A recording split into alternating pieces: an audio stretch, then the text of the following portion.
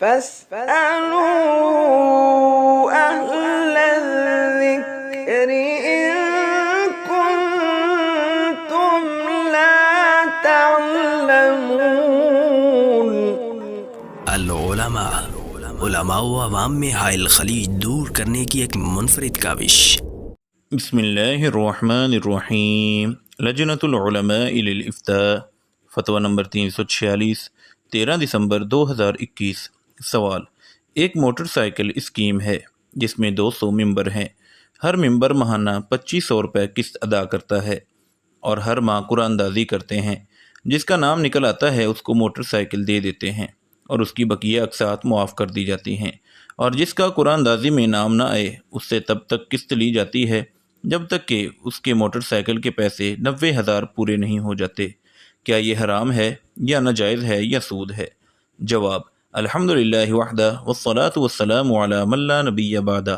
یہ واضح طور پر جوا ہے، کیونکہ جس کی پہلی دفعہ موٹر سائیکل نکل آئی اسے گویا 2500 میں 90,000 کی چیز مل گئی، پھر دوسرے کو 5,000 میں، کسی کو 10 میں، کسی کو 15 میں، کسی کو 20 میں۔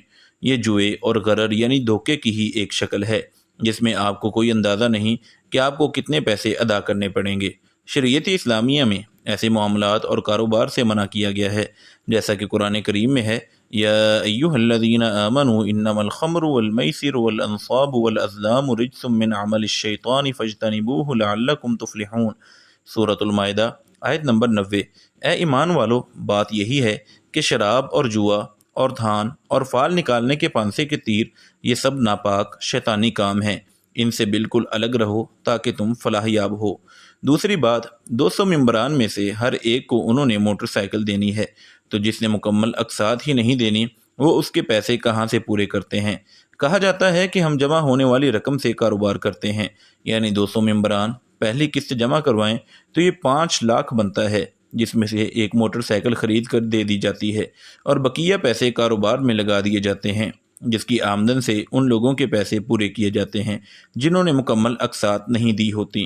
اس بات میں کتنی صداقت اور اس سے قطع نظر کاروبار اور شراکت کا اصول بھی یہ ہے طرفان کے لیے لین دین، نفع نقصان، سب معاملات واضح ہوں، جو کہ یہاں نہیں ہے، کیونکہ ہو سکتا ہے جمع کردہ پیسوں سے کیے گئے کاروبار کا نفع ایک بائک سے زیادہ ہو، اور یہ بھی ممکن ہے کہ اس میں منافع کی بجائے خسارہ ہو جائے، لہذا اس قسم کی اسکیموں میں شرکت کرنا بالکل ناجائز ہے۔ وآخر دعوانا ان الحمدللہ رب العالمین۔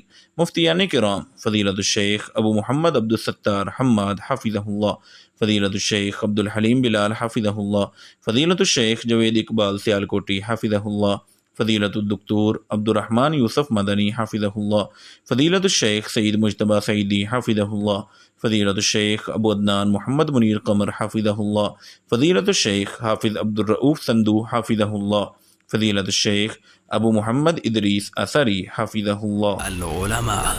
علماء و عوام میں حائل خلیج دور کرنے کی ایک منفرد کاوش۔